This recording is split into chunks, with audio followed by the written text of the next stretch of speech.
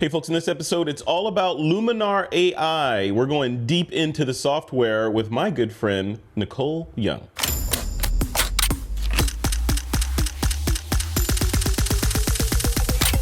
This is TWiP. Welcome back to another episode of This Week in Photo. I'm your host, Frederick Van Johnson. Today, I have the distinct pleasure and opportunity to sit down with Nicole Young. I've known Nicole since the beginning of time, the Big Bang, somewhere. I think we met somewhere around there. It was the Cretaceous period. One of my oldest friends. Time's flying by. Nicole is an expert in Luminar, the software, Luminar AI. We're going to be talking about that today, as well as some other things she's got going on around that software. Nicole, welcome to This Week in Photo. How the hell are you? Great, Frederick. Thanks so much for having me back on. I feel like it's been like forever. It's been for, you remember our first interview? You remember where that was? I do. It was I think it was like 2008 in San Jose. Yep. And we were just sitting outside. It's probably still out there, like floating around. I think, did you feature it like a while back? And you were like, hey, look. I did. Yeah, it popped up in my newsfeed. Didn't it look ridiculous? I love it. Oh, you look exactly the same, though. I don't think you've changed at all. Well, you know, I've mastered this cloning technology, so every time I wear out a body, I just get another one. There's like a movie about that, isn't that there? With like Arnold Schwarzenegger? Altered Carbon. Oh, that's another one too. I was thinking one where they actually clone people. It's the older movie with Arnold Schwarzenegger. It's not a big deal. Oh, what was that? Oh, yeah. All right. We're off topic. Yeah. See, we're off topic already. This is what happens. We're good at that. When I talk to Nicole, we go off topic. I love this. But let's dive in. So let's just do a little background for people who may not be familiar with you. You go by Nicoles, or you did. Are you still going by Nicoles online? I do. Yeah. You actually. I always like that you always just call me Nicoles. So it's because it's my Nicole, and then S for Suzanne is my middle name, and then Y for Young, which is my last name. So Nicoles. That's perfect. Perfect branding. Yeah. So when we met initially, you were just sort of getting started in this world, and you hadn't written your first book for Peach Pit, and a lot of stuff hadn't happened yet, you know, and now it has. So to give us a little kind of, you know, the Reader's Digest version of the ascension of Nicoles. Oh my gosh. So let's see, the condensed version. Yeah. So actually, I have to give you credit because I met Peach Pit through you at Macworld back in probably 2008, somewhere in there. We were just hanging out. We all met up, you know, you, me, and I think who else did we meet up with? I forget. I'm totally brain farting this. Are gone. But okay, Scott Cowlin. I introduced you to Scott Cowlin. You introduced me to Scott, and then it was just a casual greeting, right? And then after that, I don't know how long after, I got a call from them saying, "Hey, we want you to write a book." I was like, "Whoa," because I put things on my blog, and I'd written articles, and it wasn't anything like super intense or super fancy. I'd been doing a lot more stock photography. That was really my full-time passion at that time. Yeah. And so they were like, hey, we know you have the Canon 7D, and we would like you to write a book about it. So that kind of started my insert and intro into writing and publishing, because I did several books with Peach Pit, and now I self-publish. Print books, mostly ebooks, but I'll do them on print, and usually those are available as well, like on Amazon or Blurb. And gosh, I sell textures and presets. I've worked with Adobe. I work with Skylum. I worked with On1. I've done like all these things, and all the companies. Yeah. Oh, what'd you say? I said all the companies. Right? All the companies. A lot of them. You know, it's fun to have kind of branch out. I love doing my own thing, and I love creating content, like training materials, books. I one of my favorite things that I like to do is make like handmade textures. So I'll make like aged paper. What was my most recent one? Oh, my most recent one was actually really fun. It's called Artist Surface Textures is what I call them, where I just painted with like gesso and paint. It's like it's to texturize like some pieces of paper, took pictures of them, and you can apply them to photos and make them look like the kind of a textured look. So I'm a very crafty person. I have a lot of fun other hobbies. So I try to like integrate and keep it fun. And, you know, like right now I have a pile of some arts and crafts stuff on my kitchen table that I'm going to probably start like playing with me. Like, ooh, can I turn this into something that I could, you know, make like borders for a photo or something? So that is so cool, because, you know, your teaching style, I think, to your credit, is it's it's very personal, right? And it feels very like approachable and not like, okay, I got to figure out all this stuff. And she's speaking in matrix terms, you know, you feel it really feels like you're just a friend that's just taking me through the software and explaining things in a vernacular that I can understand, and then take that knowledge and go apply it. So do you feel like that was something you learned, or was that something that you're just being yourself on camera when you roll and that's what gets recorded? What do you think? I'm being myself.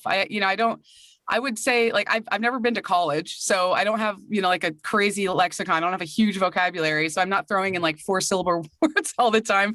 I teach the way I talk. Like, if you read my books, then it's going to be very conversational. I like to also approach just my business in general, whether it's how I write a blog post or communication with somebody, like a customer support type of communication. I like to approach it as I want to help them, which just sounds silly to say that, but like, I've just recently gone back and forth with some tech support that I'm just trying to figure something out. Something's not working. And everybody's gone through this where they get a reply and they're like, "Hi, I'm so-and-so.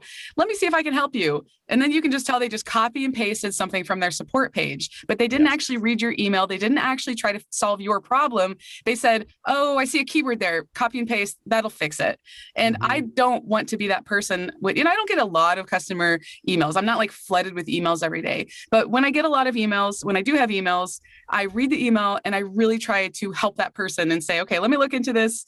And really go back and forth with them. I solved someone's problem. They were just having some trouble opening Luminar. It was giving them an error. And I was like, "Well, I'm really sorry you're having that trouble," because they were commenting on something I was talking about Luminar related. So they were frustrated. And I was like, "Well, when I have that problem, this is how I do this and this is how I solve it."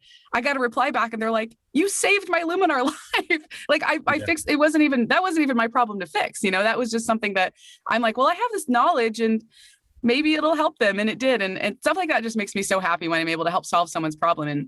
And really, that's kind of what I do as my job. Is I want to solve people's problems with photography. I want to help inspire people with photography and help them learn things that maybe they're struggling with. And so it's just, that's what I do, and I enjoy it, and I love it. I love photography, so it helps. And you mentioned Luminar, so you're an expert at Luminar, and I know you work with those guys over there. A great bunch of guys, really dedicated team over there. That's really trying to do something different and trying to expand on what both professionals and what average people can do with their photography. I think that's commendable. Well, so tell me about that side of it, and I want to then segue into, I know you have this course coming out. I want to talk about that a little bit, but your thoughts around Luminar. So part of and I'll couch the question like this, part of the quote controversy, photographers always need something to be controversial and to rally around.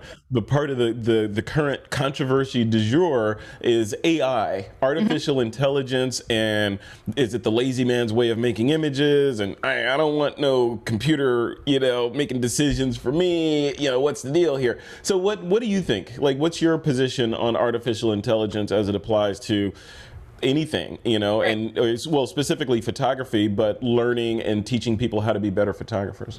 So I'm actually going to steal something that I recently heard Rich Harrington, because he works a lot with Luminar and Skylum. He explained something so well, and I was like, I have to remember that because it's such a good way of explaining it. So when somebody has an issue, you hear people, "Oh, AI, with my, editing photos, I don't want AI to do anything." And then he was like, "Well, do you use autofocus? Do you use aperture priority? And all these things that we already do with our camera that are just so natural, that we've had for decades of having cameras, even before the digital era, whatever. Maybe it is a digital era. That's coming. Before the digital era, like autofocus, it still is making all of these decisions for you to help you. Like when I'm trying to photograph birds in my backyard, I'll set it to zone focus and hope that it finds that bird that's moving around. It's easier for me to do that because that's what I want to photograph. If I did everything with manual focus, I'd probably never get a good shot of something that's in motion like that. So I have no problem with AI, especially when it comes to Luminar. I've been using it for a really long time. So it's not like you open up your photo and it goes poof, this is your image, this is how it looks, and you can't do anything to it. There are, it has a lot of sliders in there. That Enhance AI is probably a good example, where you can move the slider up to 100, you can move it to 0. You can never use the slider if you don't want to. If you use it, you're going to decide exactly how far it's going to go. You can still mask it and say, well, I like what it did here. I don't want to like it what it did in the background, so I'm just going to mask it so it's only showing this area. It's not like you push a button and it auto masks it for you, which isn't a bad feature either, because I know other programs other programs are going to either have that feature or they have those features. So that's AI, in my opinion, it's just another tool. It's another way of using a tool. It's easy. So either, like I will say they have like a composition AI button. That's one of those tools that's kind of like, half the time, maybe 75% of the time, it doesn't really work the way I want it to. So I just choose not to use that, or I'll click the button and see what it does. And then I'll go, nope, I'm going to go back to the way I want to crop it. Or I click the button and I go, oh, well, that's actually not too bad. Maybe I'll tweak it a little bit, but I wouldn't have probably thought of cropping it that way. Help me see something a little bit differently. So it's just another tool. And I've been thoroughly enjoying using the program. I've been using it since before it was released, because I went out to Virginia, did a whole bunch of recording with them. If you go to the Luminar, the Skyline website, you'll probably see some of my courses there. I've done some stuff with them, so I'm really familiar with it. And I use it like on a daily basis. I really like the software. I look at it. I look at artificial intelligence, to use, and Rich's analogy with autofocus and, all the camera controls, perfectly spot on. I also add on to that. Does your car have an automatic transmission? True. You know what though? I would have a manual car if I could. Yeah, I would too. But you want the choice, right? Yes, that's true. The automatic transmission versus, say, paddle shifters, right? So both will get you there, or a stick shift will get you there, but it depends on what's important to you. Is it important to be able to shift and you want to feel the road and that connection, or are you trying to get from point A to point B in as quick and comfortable a method as possible with a control? Like with the example of the stick shift car, as you're driving to your destination, you could say, you know what, you take over.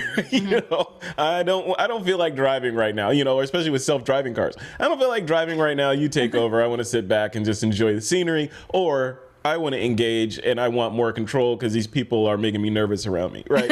So you have that power. Same for software. So you've taken this, and I look at you as one of the premier experts on Luminar AI, like you said, because you got courses on it. You use the software every day. You understand the limitations and the powers of this software. Tell me about this course. So you put together a course. It's called the Complete Video Guide to Luminar AI, which is kind of a mouthful, I know. Yeah. I love that title.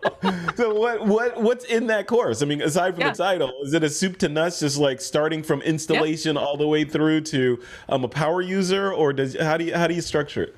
Yeah, so it's structured where I literally go through and it goes through. I talk about the preferences. I talk about setting up your catalog, and it kind of moves into talking about templates and the like doing other things in the catalog. And then I literally go through every single tool and I show how you could use it, why you might want to use certain settings. And it's, I just tried to put as much in there as I possibly could. I tried to make it work both for Mac users and Windows users. So I include keyboard shortcuts, and it's going to show both of them there. A lot of just, some of the things about the course that I know people, other than just the content of the course, one of the things that I feel that I stand out from with making my video courses is I like to really make it clear and show, like, zoom in on things and point to things. And I have a highlighted yellow cursor. People, sometimes you're watching a video and the cursor is just going everywhere and you're like, well, what are they doing? I don't know. So it's just super easy to follow. I have closed captioning. It's optional. You don't have to use it, but if you want to, it's there. There's a chapter at the very end where I've included raw files. You can follow the whole thing, process the whole photos, or you can download the templates, click the button and see what the photo looks like. So I tried to include as much as I possibly could about the program. So if you are like brand new to Luminar, you can like go through the software and be like, oh, I know how to use everything. Or if you've been using Luminar, you'll probably learn a ton. I know even as a professional photographer, I've been doing this for years now. if I watch somebody else's course on it doesn't matter what it is. It could be Luminar, it could be Photoshop or Lightroom. I'm always going to learn something that I didn't know before. And that's how you kind of build and become an expert in things. So, I did my very best to include as much as possible. Oh, another thing I kind of wanted to, I'm plugging my course, right? Do it. I have one of the things I included that it has been something that people have asked for in the past is I created a PDF, like a workbook video guide where you can print it out and you can kind of like follow along every video. You can take notes. It helps you because it's a big course. It has 64 videos in it. It's over 5 hours. They all average about 5 minutes each. So it's not like you're watching like 20-minute long, videos every single time. So it's pretty kind of easy to kind of digest each individual video. But I wanted people to be able to really kind of go through and really work through the course. So you can print out this guide. I'm also going to have it available as an additional purchase to print, like if you want a really nice printed copy of it, that'll be available probably coming up next week as soon as I'm able to get that up there. So So this is as we record this, it's May 26th. So the course itself launches when? When is it drop? Thursday, May 27th. Nice. So it'll be available, I believe it'll be available if people are listening to this as soon as this is released. Is that correct? Yep, this is going to be released on the 27th. So yeah, no, awesome. Absolutely. Perfect. So, and you've set up a discount code for us. So let me make sure I get this right. So if you want 30% off of this course, and what's the retail price of the course? It's $60 for full price, but you'll get it 30% off. You'll get it for $42. Nice. During the $42 yeah. with the code TWiP30, TWiP 30, you'll get 30% off until June 4th. But after that, my friend Nicoles has put together a discount that doesn't have a deadline on it for 20% off everything that she makes. So if you get this, my flow of suggestion for you, dear listener, watcher, reader, would be get this course, and then once you fall in love with Nicoles, use that 20% discount to get everything else. That's a good plan. Just go crazy. Go crazy. Get all the things, right? Yeah. So. Excellent. So, okay, before we wrap this up real quick, I wanted to just get your thoughts on, and by the way, if you want to get the course, here's the link. Just go to, I'll put this on the screen, thisweekinphoto.com/Nicole. That's an affiliate link, but that'll take you over to her and also apply the discount codes. All you gotta do is click on the link and you're off into the races. So thisweekinphoto.com/Nicole, Nicole. But one thing, while I have you on the hot seat, before I let you go, I want to get your thoughts on positioning of Luminar AI. A lot of people are like, well, you know what? I'm good, dude. I got Photoshop, I got Lightroom, and I use them together. I'm already paying for the Creative Cloud. Why do I need to add something else into the mix? They just added sky replacement. I hear all Luminar does is sky replacement, which we know is 100% not true, but that's what you hear. So what do you think? For that person that's thinking along those lines of, I'm in Lightroom and Photoshop already, what can this give me that those two powerhouses can't? What do you say? Yeah. So I use Luminar in tangent with Lightroom and Photoshop. So if I were to tell you exactly my workflow, I use it from start to finish. A lot of times it's teaching it from start to finish because it does work with raw photos and it works really well with raw photos. But I use Lightroom too. Adobe is kind of that's my home base. My Lightroom is like my home base for all my photos. I've been using it since it was released however many years ago. So all my photos are there.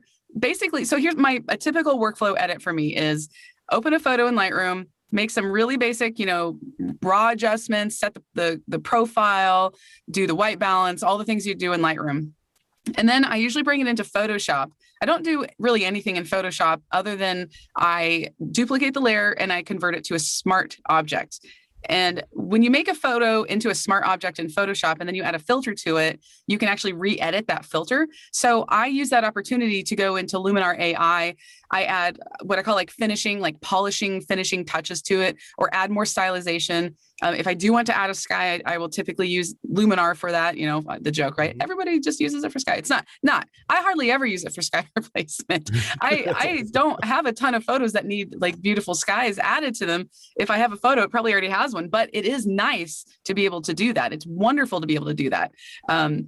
So I use, the enhance tool, mystical. I joke about how that being one of my favorites. It just kind of finishes the photo. And there's so many other tools that you can use in there, but I use it as It's just a tool. It's another tool. It's you where can does it do. fit in there? Where does it fit? So if you're using Lightroom as your digital asset management, it's got Uh-huh. all your photos, everybody's in there, and you're working on a photo in Lightroom, raw processing it, and you get it to a certain level. Maybe there's, a branch coming out of somebody's head that you need to get out of. You jump into Photoshop, knock that out real quick, and now you're back in Lightroom. So where do you interject Luminar AI into that workflow? So let me start off by saying you can probably do every single thing in Luminar that you can do in Luminar, you can do it in Photoshop. But it takes like 5 times as long to do it in Photoshop. So that's why I like to jump over to Luminar, because I've kind of, established kind of a set things that I do to it. It probably kind of helps define my style for what my photos look like once they're finished. But I know I can go in there and, usually if you see me edit a photo and a video, it's a lot longer process because I'm explaining it. I'm kind of going a little bit slower. But if I sit down and edit something on my own, I'm just like, choop, choop. It probably takes me like less than 30 seconds to do like a full Luminar edit after, going through Lightroom. That's so crazy.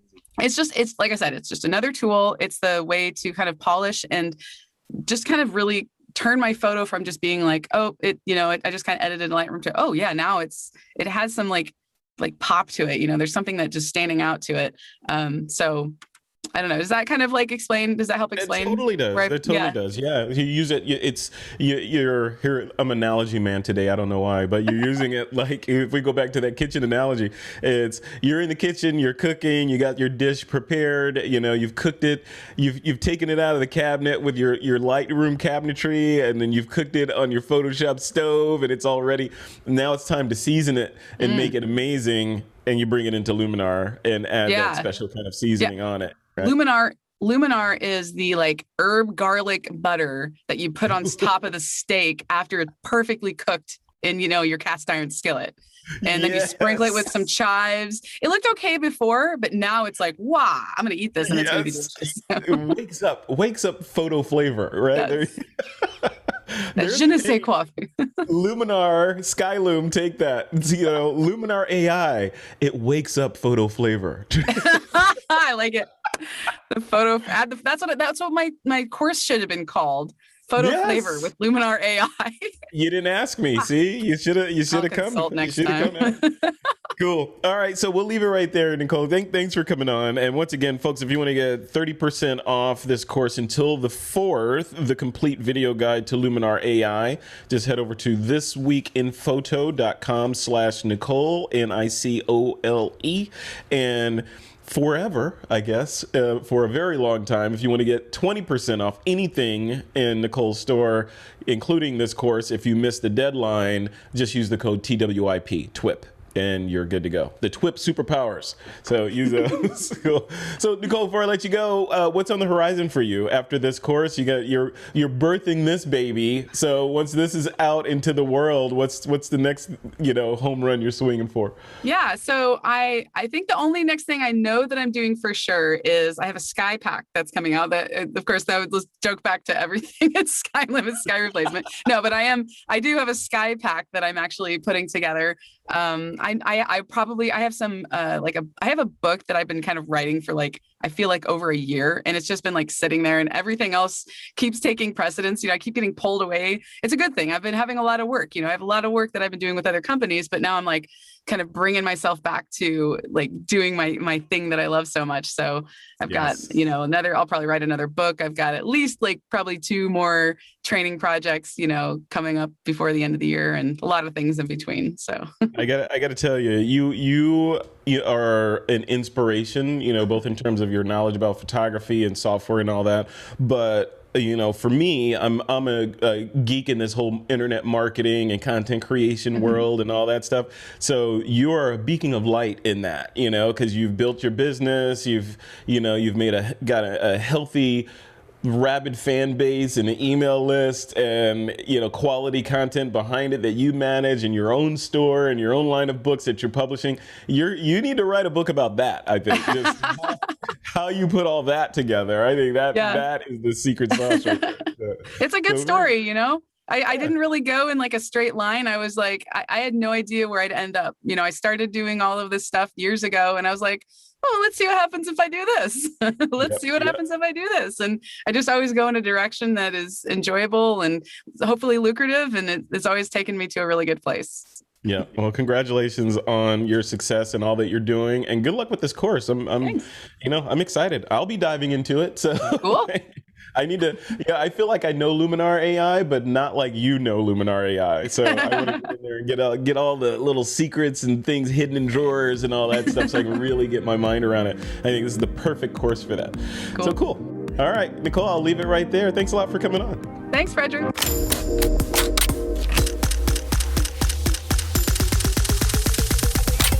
This is TWiP.